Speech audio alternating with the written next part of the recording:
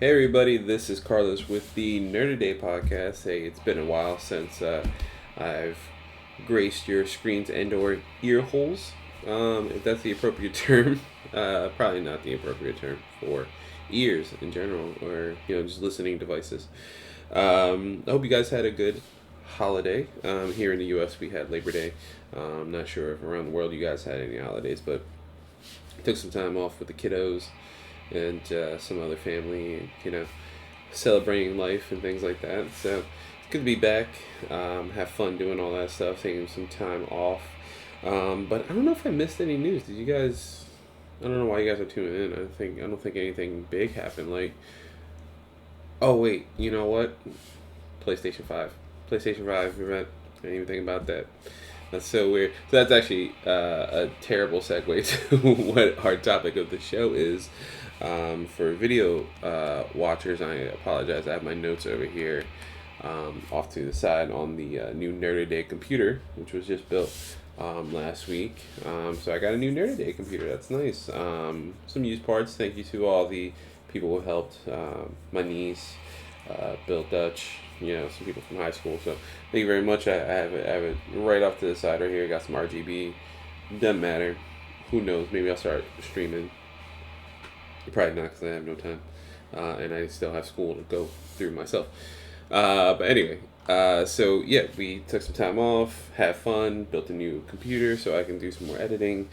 And yeah, we have this PlayStation 5 event, which is what we're going to talk about. So again, for video watchers, and I apologize, I'm looking off to the side for some of it, for my notes, and just some things I looked up while we were getting ready to film. So yeah, this happened. This was on the 16th of September. I'm recording this on the 20th. Technically, this is 1 o'clock in the morning. I should be asleep. So I'm going to wake up at 7 o'clock in the morning with my children. Anyway, so we're going to start off. There was an opening hype package that started the show. I'm going to go kind of in a jumbled order just to talk about like some cool points, but then end on like my big, I would say three games. I overall impressions, I would say that the showcase itself had I think it was a very good conference, a very good showcase. I think Sony definitely had a 1-2 punch when it came to showing off the PlayStation 5, whether it was revealing the system, showing off the initial games, and then re-showing them getting closer to launch. Giving us more stuff about Spider-Man and things of that nature. Some surprises. That one last thing that everyone loves in video games, or even in entertainment. Marvel did it at that one event. Things like that. We had that with Blade. When Blade was revealed. Another story though, but I'm gonna kind of go out of order with this. We're gonna just go through some of the cooler stuff that we see, or just some stuff that's like, not necessary for me, cool for other people, with some stuff, and then go with the really weird news, the kind of terrible mishandling of everything that Sony did at the end of the event. Let's get right into it, man. I'm gonna kind of skip the first two big reveals, and then we're gonna go right into Hogwarts Legacy. Finally shown. This thing leaked, I would say 2017, 2018, this leaked. I think even the studio working on it, Avalanche, leaked. But Avalanche is working on it. They worked on Mad Max, which was another licensed product for Warner Brothers that they worked on. But they worked with them on a couple of things. They worked with Square Enix on their Just Cause franchise, and I think there's 4 of those entries. They worked on those. So, and Mad Max, Colin Moriarty, game of the decade, game of the generation, for you kind of funny old school listeners and or watchers. Pardon me. So yeah, that was shown off. It looked awesome. Just initial thoughts. It looked really cool. I can't wait to live in that world, and roam Hogsmeade and Hogwarts itself. Hufflepuff for life. I hope they don't do those like a stupid quiz and make you like, oh well, you're a Slytherin. Like, I'll restart that game however many times until I get Hufflepuff, if that's the case. Little difficult with everything going on in the wizarding world in real life with J.K. Rowling and her very terrible stances on trans people, and just overall being like a terrible person when it comes to that stuff. So it's rough if you're a Harry Potter fan. You strongly believe, as you should, my personal opinion, that trans people have rights and aren't like monsters in the dark that a lot of people think they are. But I think overall, I think the game is good.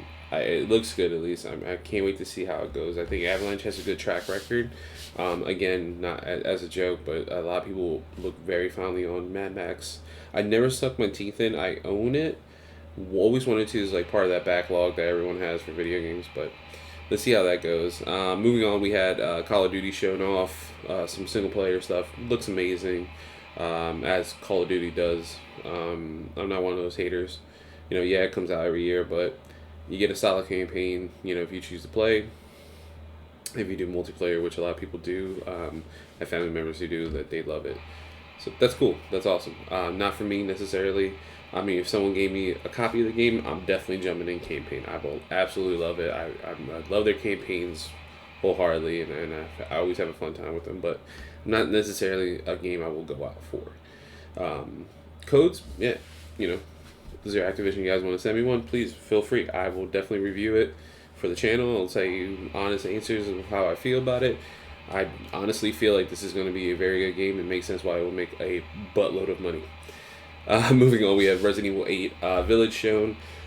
Or is it just Resident Evil Village? And then I think the VIL is like 8. Anyway, looks cool again. Just like a few more set piece things. It seems like the merchants from Resident Evil 4 is back. Kind of cool way to get upgrades, I guess, since you're in a village. Very few hints of like Chris being bad. Know what the heck's going on, especially how 7 ended. I said this in the previous video when they showed off Resident Evil Village. Some spoiler stuff popped off, and again, I feel like we're getting more confirmation of these spoilers. And look, if you look it up on your own, read about it on your own if you want. I jumped in. I didn't mind reading spoilers, and I'm kind of glad I did, because if this game is going to go down a route that I'm not comfortable with, being a parent, I don't know if I could do it. There are certain things that were rumored to happen in the game that I don't know if I'm really able to do now as a parent of 2. So, in all honesty, I mean, I may give it a shot just because Resident Evil is one of my favorite franchises ever. But I'm very tepid. I might watch some playthroughs, see, maybe I just get confirmation on some stuff. There's like a twist at the end, like, no, everything's fine. Cool, and I'll do it. Moving on, yeah, so we had Deathloop, just showing off more gameplay, like the one of the protagonists, the guy trying to get off the island and not get killed by the other assassin, kind of showing off like him trying to get people from one part of the island to the other and see if he can take 2 birds, 1 stone. I literally think that's the name of the trailer. 2 birds, 1 stone. Look it up. As well, all these trailers, please, I would do yourself a favor. Go on PlayStation's YouTube. Watch them. They're awesome. They look great in 4K. DMC 5 Special Edition was announced, aka Virgil DLC. as I wrote down as a joke here. No, but I mean, they're taking advantage of for Xbox Series X and PlayStation 5, the ray tracing aspects of it, more draw distance, higher frame rates. They have a performance mode, which I believe is like a locked 60 frames per second at 4K. And then, or am I wrong? There's a performance mode, and then there's like a, oh my god, this is beautiful mode. I'm pretty sure that, oh my god, this is beautiful mode is like 30 frames per second, but 4K. And yeah, there's more enemies on screen and stuff like that. You get to play as Virgil. I don't know if that actually has any impact on, like, if there's like just a story campaign you can play as Virgil. I had the luxury last year, and you've heard me touted this many times in my previous videos, and I'm assuming we'll talk about it more when we get to the Xbox section this coming week with pre-orders going on. But I love DMC. I loved it always as a series. I think the only one I've never played was 2, and it's only because of how terrible a lot of people said it was. I think I got like 10 minutes into it. I was like, I don't know, I'm out. But yeah, 1, 3, the remake. I love the rebooted series that Ninja Theory did. 4 and 5, I'm a big fan. 5, I'm a huge fan of. I thought it was the RE engine looks great. Everyone looks awesome in that, and because of the power of Game Pass, I was able to play it. So, I mean, I don't know if I don't think this version will be on Game Pass, but if I had to spend another $10 and it's like another campaign for Virgil, that would be awesome. Moving on, we have Oddworld Soulstorm shown off. If you're an Oddworld fan, that was awesome. Check it out. Not for me necessarily, but still, I think this is awesome in this franchise. Like, the franchise is still going. Five Nights at Freddy's showed off. Cool. And then, yeah, moving on. Demon's Souls Remake. That looks really cool. Those Soulsborne game are not my cup of tea necessarily. If you love getting your teeth kicked in, that's awesome. The closest I got to that kind of combat style was Jedi Fallen Order. I think I mentioned this in a previous video, and I know people who love those games. That is not true Soulsborne. So I took the lesser route when it came to that. Like I'm not a fan of like just getting my teeth kicked in. Especially I have limited time to play video games or to do anything. So in that time, I don't mind playing in baby mode to quote What's Good games. It looks amazing. Any fan of those games, I think it looks awesome. There's some weird scuttlebutt about if it's coming out for PC or not. I mean, it's been a couple days. I can't find anything. I don't know if I'm just tired and not really digging it as much as I should. But there's a lot of weird messaging that came out after the press conference, which we'll touch upon at the end of this little video. But this looks amazing. It's a launch title. It is coming out for PS5 and possibly PC. Who knows? On November 12th. Spoilers. Fortnite was up next, and I guess like showcase proper. That was really the last thing that was kind of shown, and that had some next gen upgrades. I'm sure they reiterate what they said on I think they mentioned on the Xbox One as well. They're going to be there day one. So November 12th and November 10th for the PS5 and Xbox Series X/S, respectively, with ray tracing and all that stuff. All the performance modes and things like that for those higher end consoles, the next generation consoles. Not a huge surprise. Epic's still gonna make their money. And then kind of one of the last little that's not huge, at least for me, things to touch upon. PS Plus Collection was announced. It seems like it's a curated list of PlayStation games, PlayStation 4 titles that was announced and that you can download if you're a PlayStation Plus member. I'm just going to go through the list very quickly, and this is cool if you never owned a PS4. Looking at you, Nick, from the Entrance Ramp. That's our wrestling podcast. You can find on YouTube if you search the Entrance Ramp, or in your podcast services of your choice if you look at the Entrance Ramp. We have a video coming up soon with them as well.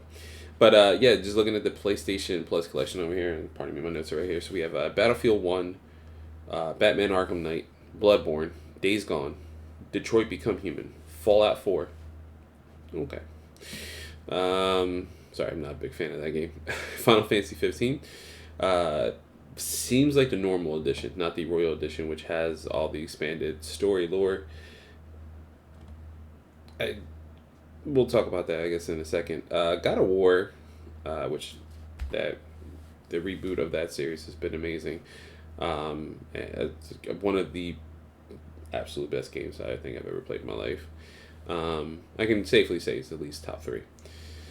Infamous Second Son, Last Guardian, Last of Us Remastered, Monster Hunter World, Mortal Kombat X, which is strange because 11's out, but I guess X is on PS Now, so that kind of makes sense, but it's still strange. Persona 5, base edition, not Royale. Yeah, Persona 5 Royale. Yeah, Ratchet and Clank, the rebooted series that came around when the movie came out, which I think the game did amazing. The movie, I don't think so.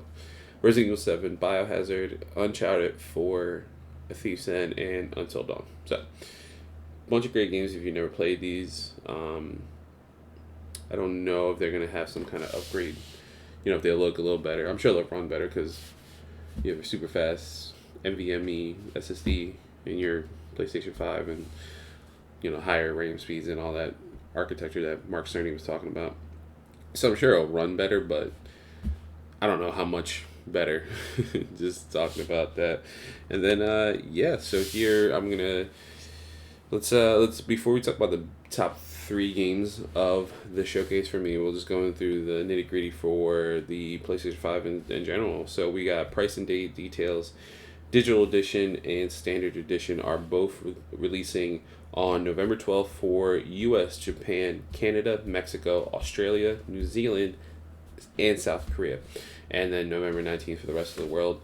US prices, they are for the digital edition $399.99, and for the disc version $499.99. So kind of comparable to where we're at with Xbox. I know I haven't done a video talking about their pricing point and the kind of weird fiasco that happened when everything leaked.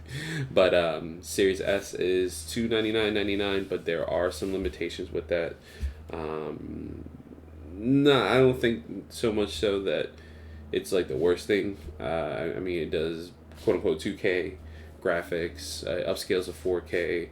There is no disk drive. I think it has smaller storage and I think lesser RAM, but I don't think that RAM is going to impact it as much as people think it will. Or I think Microsoft has assured us like it is a next gen console. We'll be able to play Halo Infinite, you know, Gear 6 if that's a thing, Fable, things like that, at these higher like frame rates, and it does 120 frame rates, and things of that nature. It's just not, you know, the true. It does ray tracing, everything like that. It's just not the true 4K gaming and things like that. If you want that, Series X is there. That's $499.99, on par with the disc version of PlayStation 5. So it's pretty cool that they're comparable. I haven't heard anything with the digital edition. There's like a smaller hard drive and no disk drive, and that's why that's $399. Or they're just like, hey, we'll take the loss. It's 1 terabyte, just no disk drive. We'll take a hit every one we sell. We'll see. I guess there's not much details, at least on that. Hopefully, we get like a breakdown from either Digital Foundry or The Verge or, you know, IGN. Hell, you know, Greg Blessing, maybe they'll do something. Hopefully they get some kind of thing for that. But before we talk about the craziness that happened after the conference, let's just touch base on my top 3 games that were announced here. So we're going to start off with a game that actually started off the whole conference. Final Fantasy 16, being developed by Creative Business Unit 3. I cannot find anything on them. I think this may be their first game that they're creating in-house for Square. It looks like they had some other people just from different departments just kind of create this new studio within Square Enix. And they've been tasked with making the next numbered entry in the Final Fantasy saga. I don't know what you want to call it. But it looks amazing. It looks really dark. I have some like jokes off to the side here. Just, hopefully, we don't have to wait 5 to 10 years to play it. From the PlayStation blog, they have notes from the directors and producers stating that the next big info dump will be in 2021. So we're not going to hear anything for the rest of this year for Final Fantasy 16. I'm sure we'll see sizzle reels and things like that, and maybe like I highly doubt we'll see anything. But the story seems interesting. Supposedly this is a PC/PS5 exclusive, but again the PC data is not really showing. I think that was more confirmed than Demon Souls. But it is PS5 exclusive, not coming to PS4 like some of the titles that we'll speak about soon. And I'm assuming timed because Square's been working with Xbox on a lot of things. You know, we have Dragon Quest 11, you know, definitive edition coming out for Xbox Series X, XS, and One. I think November. I want to say October, November. So and then a lot of Japanese studios have been working with Xbox to kind of bring some games over there and through Game Pass as well. I mean, Kingdom Hearts 1, 2, 1.5, 2.5, 2.8, and 3 are all on Xbox. That was a mouthful to say. But yeah, this looks good, man. It looks dark. The if you're a big Final Fantasy fan like I am, you know that the logos are hold clues to the story or the importance of the story. And this one had Infinite versus. I probably butchered Infinite. There's like a bunch of people online just freaking out. Anyway, Infinite and Phoenix attacking each other. And we saw a glimpse of that. It seemed like the youngest boy, Joshua, he seems like he's like some kind of royalty in whatever kingdom, whatever's going on. And like his honor guards saw him like either a family member or something like died, got their head chopped off, which was crazy, blood splattered, and he turned into the Phoenix, it seemed like. And they called them icons, not summons or any other name they've been called within Final Fantasy. I don't think they've ever been called icons, but I mean, interesting stuff and kind of tease that battle. I'm sure this is like the beginning of the game and something happens where you're looking for Joshua because he's the Phoenix, and if it was like somebody in your group, flash forward to 10 years and I'm right because it's Final Fantasy. Why not? It's just brutal, which is awesome. Don't get me wrong. Next, this was the one thing that made me very emotional, and this is Spider-Man Miles Morales. Previously, when they first got announced, I was very emotional just to see Miles and just because I love Miles. Miles is a great character, but to see like kind of slice of life stuff, leading up to like obviously a big brawl and things like that, but seeing Miles settle into his new neighborhood. He's living in Harlem after the events of PS4 Spider-Man game. No spoilers. You can just play that game. That game's amazing. But he lives in Harlem now. His mother is running for city council. I guess after everything that happened, and kind of want to do some civic duty after things that happened in the game to Jefferson. They show Genki. So if you're a fan of Miles Morales as a comic book character, we have Genki. If you only know like from Into the Spider-Verse, he's his roommate that, they fist bump at the end of the movie. But he's a huge part of Miles' story, in Spider-Man lore and things like that. He's amazing, absolutely. And then a lot of gameplay was shown, and a lot of the normal QuickTime stuff that we've seen. Obviously there's going to be haptic feedback, so as the bus is falling off the thing and you're pulling, like it's going to get harder to pull. There's a lot of really cool stuff there, a lot of cool stuff. But I want to touch upon the greatest thing I saw there, and that was just Miles himself, just walking through to go see his mom. He the trailer shows up with him needing to get changed, or the video shows up with him needing to get changed, and he goes home, and there's a Puerto Rican flag. I'm Puerto Rican myself, and to see the flag and to see that part of Miles be shown is just beautiful, and that's the best way I can tell it. I was watching the trailer when I made it home that day, and I started to tear up, started crying. Not even gonna lie, started crying. And my son came up to me. He was obsessed with Miles. He's like, "Is that Miles?" I was like, "Yeah, buddy." He's like, "Dad, you okay? You're crying." And I'm like, This is amazing. Like, this is. I was like, this is our people. This is everything we do, And they're New Yorkers. I'm not from New York. I'm from Philly, but still, like you're city people. You rise up. You pull yourself by your bootstraps. They're with their people. They're dancing. They're, bailando salsa right there in the street. They're selling food. They're having like a little parade. There's the flags everywhere. The Taino imagery is in the background, and there's Miles wearing a big coat, and he's got the freaking head, like the headset, like just the headphones, like almost like Beats or something, and he's wearing Timbs, and it's like, this is there's some kid watching this right now.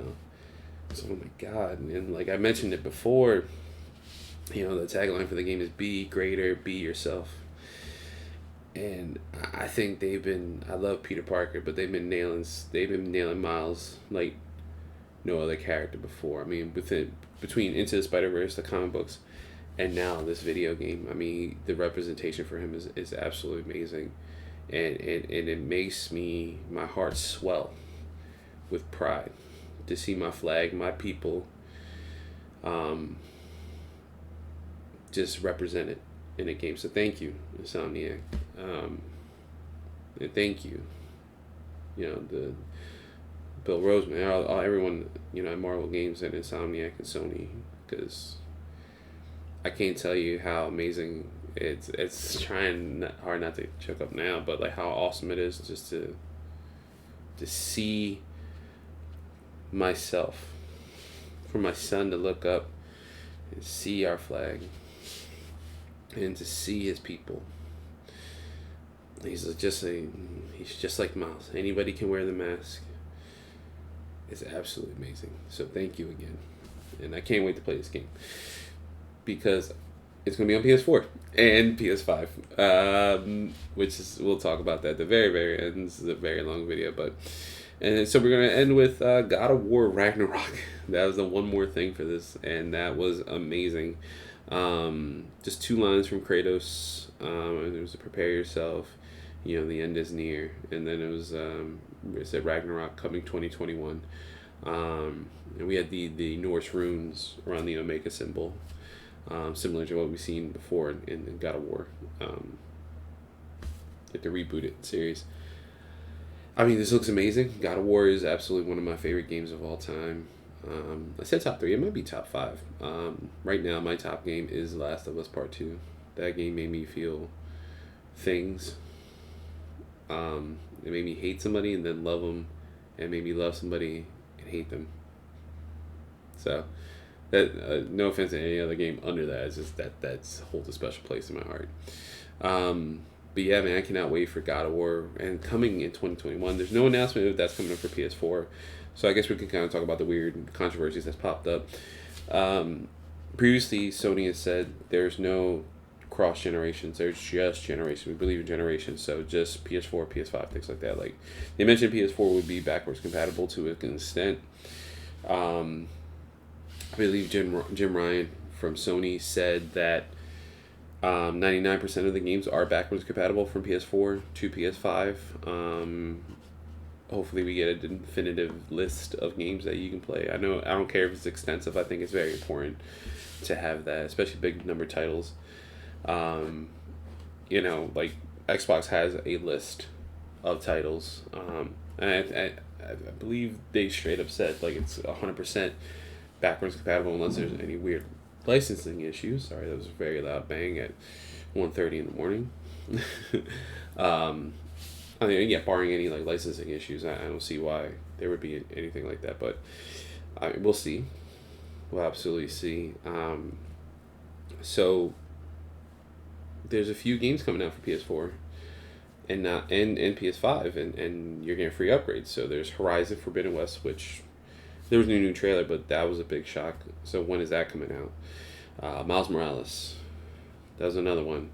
And there's a few big games, and they're cross generational, and it's like, well, why? Like, I mean, I'm happy because I didn't get to snag a pre-order for PS5, so I know for a fact I can still play Miles Morales. For whatever reason, I don't have a PS5 when Horizon Forbidden West comes out. I can still play Horizon. That's great. Don't get me wrong, and that's awesome. But a lot of people are angry about the misleading nature of that and how that seems. And I mean, I understand. I'm wholeheartedly, part of me, understand that. Why you'd be upset. I happen to be fortunate in this situation because now I don't, I'm not able to get a PlayStation 5 right now. Unless someone wants to buy it for me. You're more than welcome to. But I have access to play these games. Now, these games are going to be at a different price point. Miles Morales is starting at $49.99, and it seems like most of the other AAA titles from Sony are going to be $69.99. So we're making that jump to $70, which is a whole nother story and a whole nother video that I don't feel like jumping in right now. But yeah, there was some stuff, and then Sony, Wednesday during the whole video did not say when you can pre-order. Afterwards, Jeff Keighley sat down with Jim Ryan. There was like a video, and he said, "Oh yeah, pre-orders will be, live tomorrow." And in this case, that would be 20th, 19th, 18th, 17th. Yeah, it would be September 17th at select retailers. Didn't say what retailers they were. As this video is going on, Nibel on Twitter and Wario64 are saying, "Hey, people are getting it. They're gone into Walmart. They've gone to GameStop physically. We're able to pre-order stuff." So what's going on? What are we seeing here? There's a lot of just misleading stuff. They actually, I'm going to read, PlayStation's tweet that they sent out yesterday, which says, "Let's be honest, PS5 pre-orders could have been a lot smoother. We truly apologize for that. Over the next few days, we will release more PS5 consoles for pre-order. Retailers will share more details, and more PS5s will be available through the end of the year." So they fumbled it. 100% they fumbled it. And now we get to see what's going to happen. What's the issue? What's going to happen here? And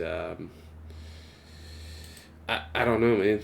It's just a weird time. But it was a really good conference, and it was a really ended well, everything like that. And then just as weird information that's come out afterwards. It's just so strange. And then pre-orders coming out for Xbox on the 22nd.